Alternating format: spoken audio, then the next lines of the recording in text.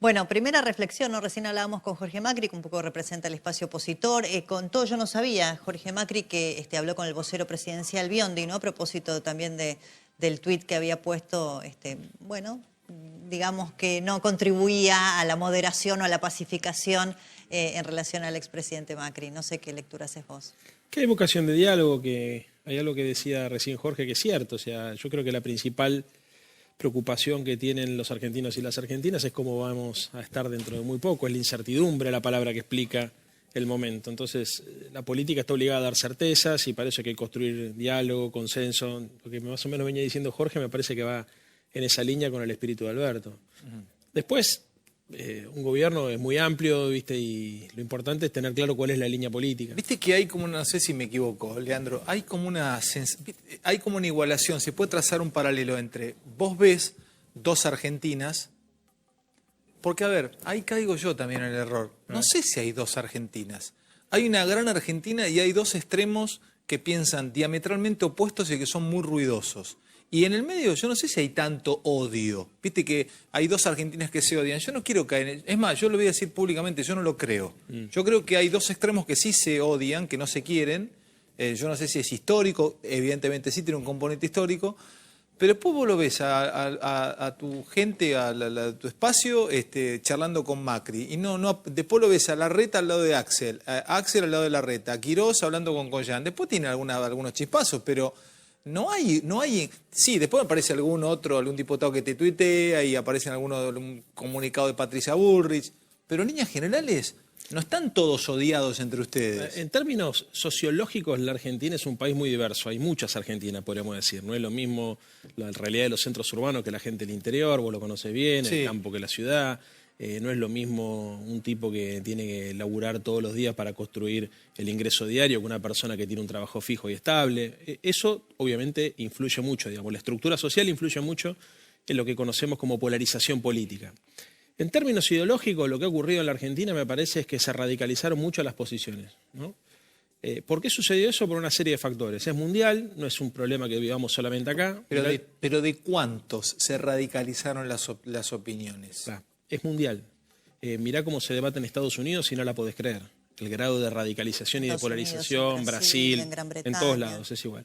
Lo que creo que está pasando ahora es que empezamos a tratar de ponernos de acuerdo en que a pesar de las diferencias tenemos que lograr comunes denominadores porque si no nos lleva puesto la crisis. Y esto es algo positivo dentro de la gran tragedia que es la pandemia.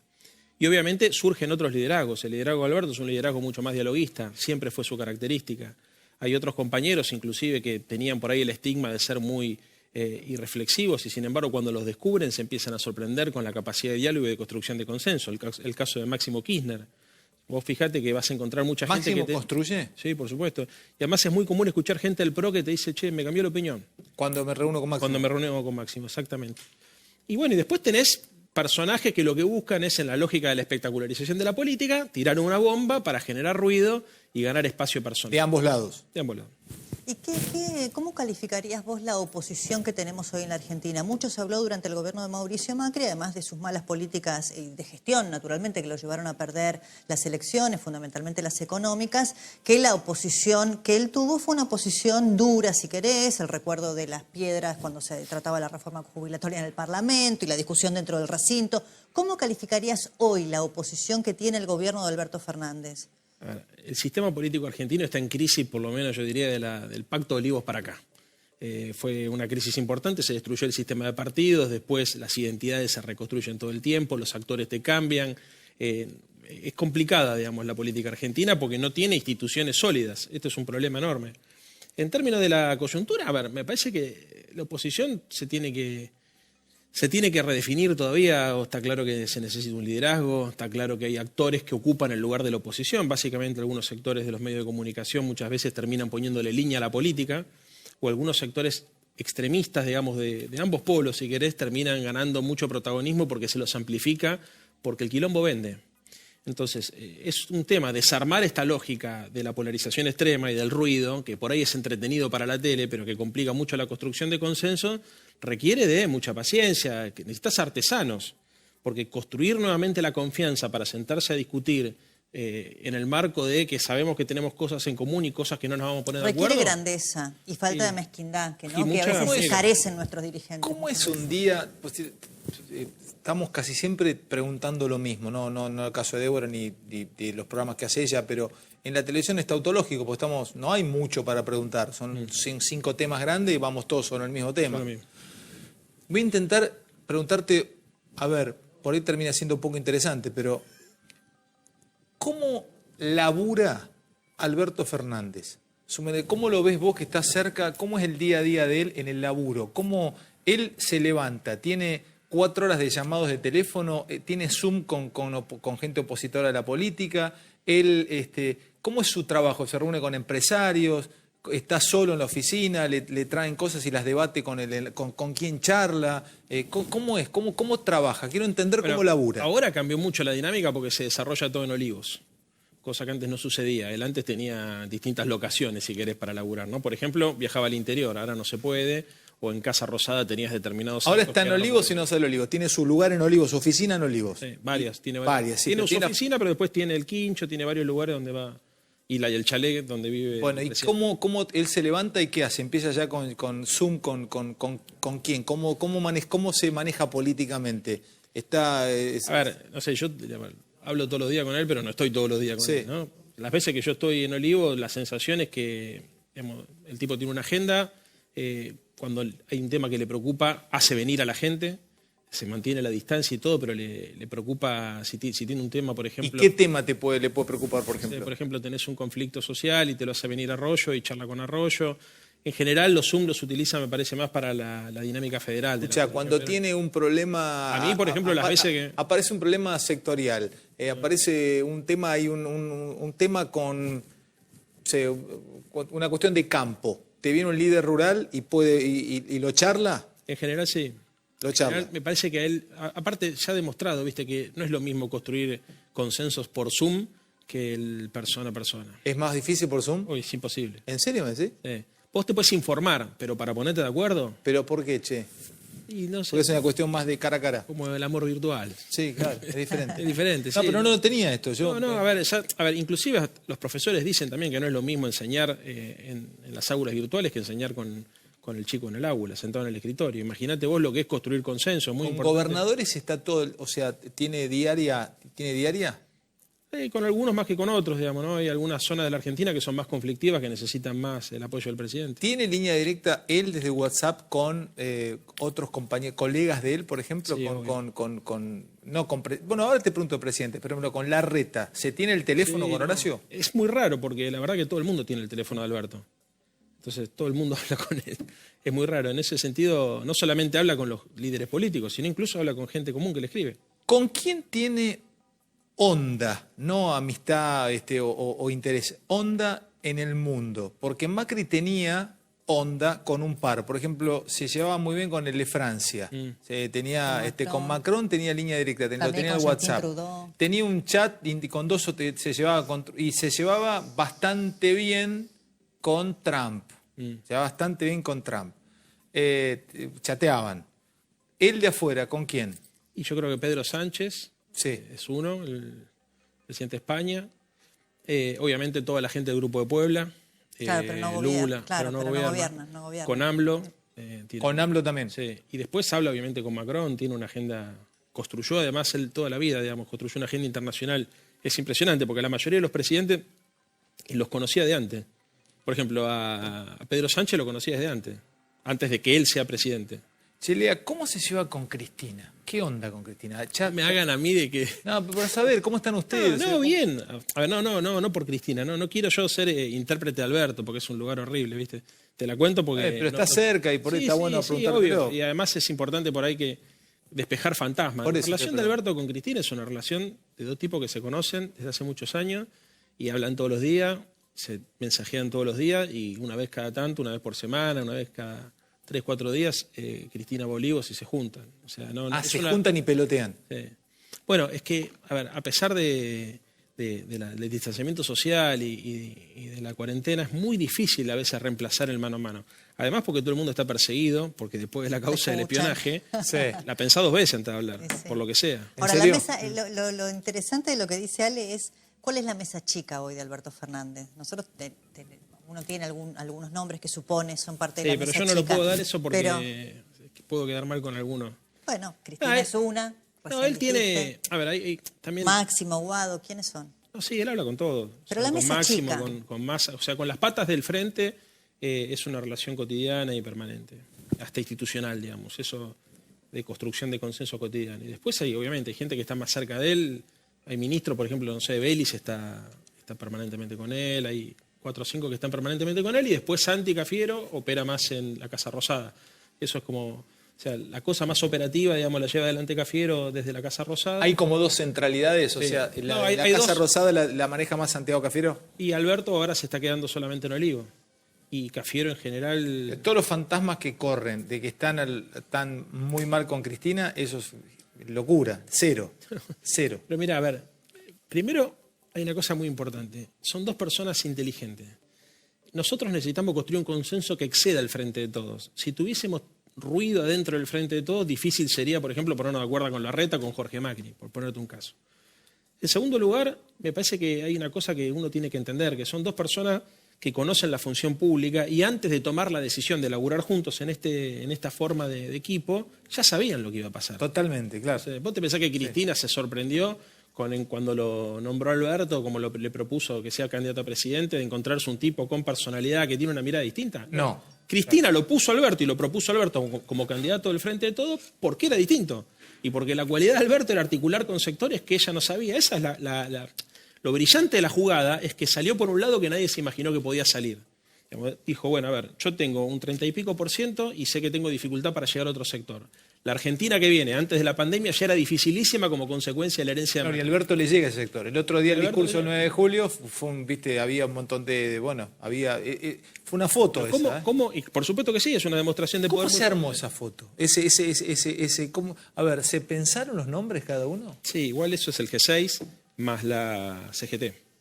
O sea, sí, hay había un espacio... algunos nombres significativos, por ejemplo, y los 24 Adelmo gobernadores. Gavi de la Bolsa de Comercio, que él manifestó su posición política, dijo que votaba a Macri, digamos, sin embargo, institucionalmente estuvo ahí. La sociedad rural, la mayoría de los que estaban ahí la sociedad lo rural votaron a estuvo Macri, representada ahí, digamos que había una decisión institucional de estar, a pesar de muchos de ellos la haber asociación de manifestado bancos, claro, por supuesto. A ver, públicamente su posición. Yo creo que sacándolo a Daer, la mayoría de los que estaban ahí habrán votado a Macri. Y además lo más importante, la foto de los 24 gobernadores, ¿no? Que en realidad era una videoconferencia.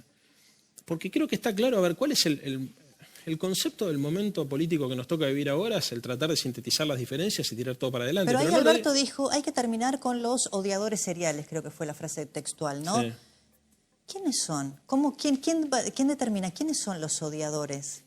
Yo te puedo decir que es el odio. El odio es pegarle a un periodista. Una cosa es decir que es el odio, que es un concepto abstracto si querés, pero el presidente fue más allá en su mensaje. Dice, hay que terminar con los odiadores seriales. Estaba poniéndole entidad, ¿no es cierto? Sí, pero no nombre. Persona, no le puso nombre, pero en algún momento eso va a aparecer. Entonces, bueno, estas son las personas que contribuyen al odio y las tenemos que correr de la escena pública. No sé, pueden ser periodistas, pueden ser empresarios, pueden ser otros dirigentes políticos. ¿Quiénes son? ¿O quién lo determina en todo caso? ¿No? Hablando de la libertad. No, me parece que quienes son aquellas personas que ejercen el odio como un método de acción política. El presidente no puso nombre. Lo que dijo, muchacho, basta con esto. La idea de yo busco, digamos, la polarización extrema para tratar de... Porque además ahí también sabés que se juega la interna de los espacios políticos. Muchas veces la política nacional, la alta política, termina influenciada o determinada por la interna de los espacios políticos. El mensaje es claro, la pelea acá es contra el odio como método de acción política. Y Alberto no personalizó. Y no personalizó no porque le falte coraje, sino porque el concepto de él no es personalizar en la disputa ideológica o en la disputa política. Es tratar de identificar formas con las cuales él supone, y yo comparto, que en democracia no se puede convivir. Con el odio, en ninguna democracia del mundo se puede. Anda a Alemania, hacete cargo del discurso del odio a ver si te dejan competir en las elecciones. Un poquito los indicadores que nos muestra Julieta de la economía. Preguntarte, Leandro, ¿es la pandemia o es la cuarentena? Primero están muy bien elegidos los indicadores. Es una buena foto de la Argentina que tenemos en un contexto súper complicado, ¿no? A ver, es la pandemia y básicamente la explicación de por qué es la pandemia y no la cuarentena es porque en otros países del mundo donde se aplicaron cuarentenas más flexibles o no se aplicaron cuarentenas, la caída también de la economía vertical. Sí. Sí, pero recién vos sabés que hablábamos algo interesante con Álvarez Agís, por ejemplo. Los datos oficiales en la Argentina hablan de casi 300.000 puestos de trabajo perdidos en blanco, indicadores privados hablan de casi 1 millón, pero en el mundo se pierden, no sé, 30 millones de puestos de trabajo y te enterás 2 meses después leyendo los diarios que ya se recuperaron 8. O sea, tienen una dinámica económica que la Argentina, por la crisis preexistente, porque el gobierno de Mauricio Macri dejó indicadores de inflación, de desempleo, de recesión ya muy profundos, es más difícil salir. Sí. En el mundo no, en Estados Unidos pasa eso, en el resto del mundo depende, no va a pasar lo mismo en América Latina, no va a pasar lo mismo en No, en Brasil América ni en Latina Chile. claramente no. Sí. A ver, Débora, mira, esto es muy simple. Una de las características de la pandemia es el temor a gastar y el temor a invertir.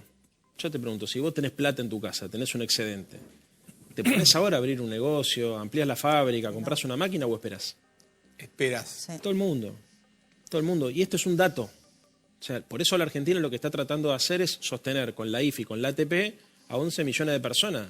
En un esfuerzo fiscal enorme, que es insuficiente, que no alcanza y todo lo que vos quieras. Pero pará, no pasa en ningún otro país del continente que se haya implementado tan rápido, casi 3% del producto, para contener la crisis económica. Leandro, qué semana, hermano, tienen ustedes, ¿eh? Sí. Y porque tienen que definir qué hacer con el humor que hay. Hoy abrimos el programa con la tapa, superamos los 100.000 infectados en Argentina, los números son altísimos. Sí. Bueno, no es toda Argentina, es AMBA. ¿Qué decisión tienen, por Dios? La ventaja es que la cantidad de muertos por millón, digamos, sigue siendo muy baja en relación a otros países del mundo y de la región, aunque obviamente la angustia de tener 100.000 infectados es una angustia enorme, porque además, obviamente, tiene impacto en todos lados. Tiene impacto emocional, tiene impacto económico, tiene impacto político. Ya lo sabemos que eso es así. Alberto siempre dice, cuando me dijeron que iba a ser presidente, nunca me avisaron que venía con pandemia. Vos pensás que de los 6 meses que lleva gobernando, 3 es en el medio de este quilombo. O sea, es muy difícil, pero bueno, la verdad es que la ventaja que nosotros tenemos hoy es que tenemos un presidente que empatiza con la sociedad, que no vive en una realidad paralela, y que a pesar de que todos sabemos que la situación es muy complicada, yo siempre tengo presente el dolor de los demás, inclusive para formar mi propia opinión. A diferencia de otros momentos históricos, para nosotros eso es un dato de la realidad, no metemos lo que nos duele abajo de la alfombra. Qué difícil. Yo pensaba la pregunta de Ale, ¿no? Si la decisión va a ser política o sanitaria o mezclar las dos cosas, ¿no? Porque el humor social cuenta, pero también la defensa de la vida, que es lo que el gobierno viene sosteniendo desde el primer día. Y sí, Difícil. siempre todo se combina. O sea, todo se combina, porque por otro lado, a ver, ¿qué sería lo ideal en este contexto? Todo el mundo a casa hasta que aparezca la vacuna. Eso es impracticable. No podés. Eso es imposible. impracticable. Pero y aparte, si no sabes cuándo llega. No Exacto. podés tener un año y medio más. Y entonces, bueno, a ver, yo te lo decía la vez pasada que vine acá hay 3 cosas, ¿no? La responsabilidad individual, la organización social, el control estatal. El gobierno, asesorado por un grupo de expertos, va midiendo día a día lo que va pasando. Yo te tengo que hacer una pregunta, porque sos futbolero, sos cuervo además. Sí. Menudo lío hay con la fecha de vuelta al fútbol en América por Conmebol. Les cuento, Conmebol dijo que el 15 de septiembre se empieza a jugar Copa Libertadores. Nos ven en Paraguay, en la sede de la Conmebol. Mi pregunta es a la Conmebol es, ¿cómo van a hacer para subir a aviones, planteles que viajen, traspasen fronteras y vayan, supónganse, a jugar a Brasil o vengan de Brasil? ¿O qué van a hacer con un equipo con 3 o 4 o 5 infectados? Corinthians tuvo 15 infectados hace poco. ¿Qué van a hacer? ¿Cómo van a hacer con las fechas? Argentina, y acá te voy a preguntar, Argentina no está entrenando. Entonces hay un gran lío ahí, porque el Chiqui Tapia fue a la Conmebol, levantó la mano diciendo que no se podía volver el 15 de septiembre y le dijeron, olvídate, no, perdió 9-1. Te pregunto a vos, como futbolero, además como hombre que está en las decisiones, o por lo menos aporta en las decisiones, ¿vos creés que se puede volver a entrenar ya, por más que haya protocolos? No, yo creo que ya es imposible. Imposible. Imposible. Entiendo el negocio de la Conmebol, vos lo entendés mejor que yo. No, vos también lo entendés, sí. Por eso. A veces es decirlo como para que los sponsors se Yo calmen. entiendo, ¿viste? ¿Ves? Ahí tenés, economía o salud. Lo que pasa es que no estamos hablando de la economía de la gente, estamos hablando de la economía de Cuatro Vivos. A ver, yo creo que acá hay que ser responsable. Obviamente que es cierto que un deportista tiene que entrenar porque también, digamos, se necesita, digamos, y lo necesita todo lo que gira alrededor del fútbol y del deporte. Pero por otro lado, no podemos ser tan esquizofrénicos en los mensajes que le mandamos a la sociedad. Imagínate cuando, Leandro, cuando vayan a entrenar los planteles de fútbol y los peluqueros no corten. Por eso, ¿no? Además, la mayoría de los jugadores profesionales son del AMBA. O sea, sacando alguna ciudades como Rosario, o Mendoza, digamos, la mayoría de los jugadores profesionales viven acá, o sea, tienen las mismas restricciones que tenemos la mayoría. No, yo creo que, a ver, a todos nos gustaría que vuelva el fútbol, además creo que eso ayudaría a distender incluso un montón de tensiones sociales, todos necesitamos, yo también estoy desesperado, mirá que, no sé, porque juegue San Lorenzo local, pero bueno, de ahí a que San Lorenzo juegue y yo pueda ir a la cancha y eso funcione como un mecanismo de distracción, depende mucho, no hay que, yo creo que a la sociedad hay que decirle siempre la verdad. Acá, lamentablemente, hasta que no aparezca la vacuna o el virus pierda fuerza, cosa que es más difícil, es muy difícil imaginarnos una vuelta a la normalidad como la conocemos. Claro, pero entonces, mirá que y más poniéndome en este lugar, pero es en algún punto darle la razón a Tapia cuando va a la Conmebol y le dice, muchachos, no podemos arrancar. Ustedes arrancan en septiembre y tenemos que volver a entrenar ya ahora. Y ahora no van a poder volver a entrenar ni con protocolos, es imposible, es durísimo. Bueno, pero y a ver, en Chile están en una situación peor que la nuestra, ¿eh? Peor, sí. Peor. Tienen 340 muertos por millón, digamos, tienen más infectados proporcionalmente, es un desastre. Y Perú y se restringe en Perú, bueno, Brasil, es una locura. olvídate, por favor, olvídate. Che, Leandro, muchísimas gracias. Gracias. Enorme gusto haberte tenido.